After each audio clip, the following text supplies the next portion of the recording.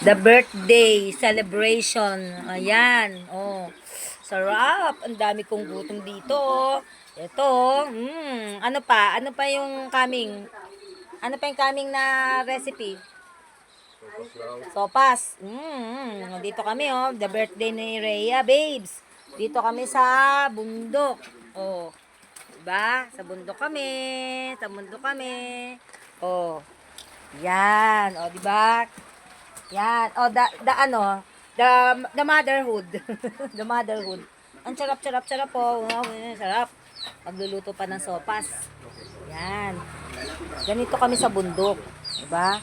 Ang buhay sa bundok ay masayang tunay. Masarap kumain ng pansit. O, diba? Sarap. Isa ka pa lang chef. Ha? Dati kang saang sa restaurant. Luluto lang sa bahay. Teka. Sa bahay lang. Yan. O, diba? Siya ang Robin Padilla ng kabundukan. Yan. Okay.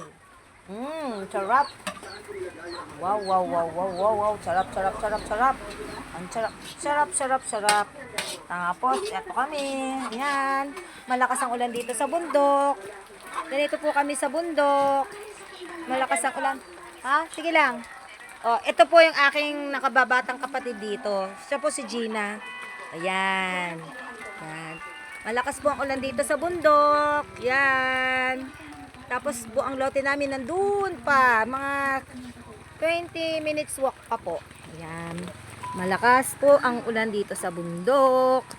Yan. Malakas ang ulan. Yan. Magdamag. Dito kami nagpipiso net. Doon kasi sa lote, wala kang signal. Yan, tapos ayun. Yun ang aming food. Yan ang aming food. Food. Yan. Ang sarap. Sarap talaga, sarap.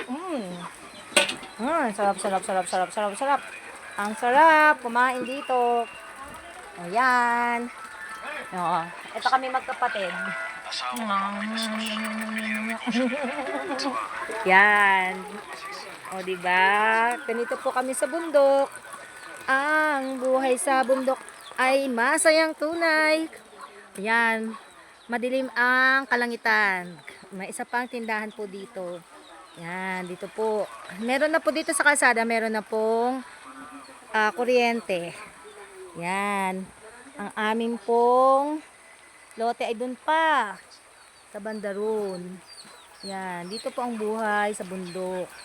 Ganito po. Pero meron na po ditong kalsada. Pag tinawid, yung papunta ng Quezon.